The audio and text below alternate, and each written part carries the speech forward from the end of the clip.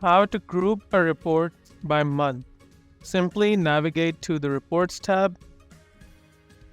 Let's create a new report. Let's choose Leads and click Start Report.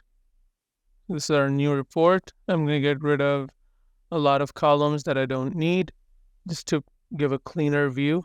And I'm going to ensure that I can see all data. So I'm going to remove filters. So I'm going to say, show me leads that were created all time. Apply. So now I can see all my leads. I'll go back to outline. Now, first, we need to group this report by a date field.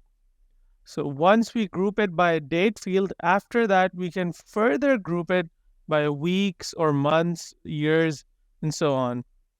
So for now, I'm going to group this by the created date because I want to see on what days how many leads were created.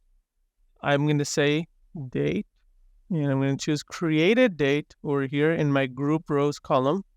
And now I can see that I had 20 leads created on 31st of October. And since this is a preview, we have to run the report to see more data. So before we run it, we've grouped our report by created date. Next, I want to now group this further down or drill down even further by making this grouped by month and not by a certain date.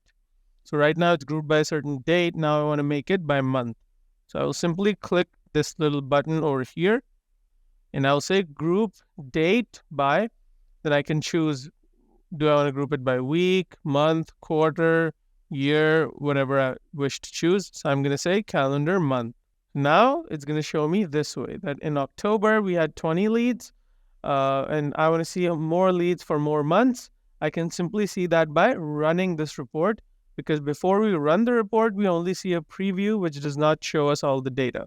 So I'm going to click run and right here, I can see 22 leads were created in October. As I scroll down, I can see 3 leads were created in November and 8 leads were created in December. So that's how you group a report by a month, and you can use any date field to do so.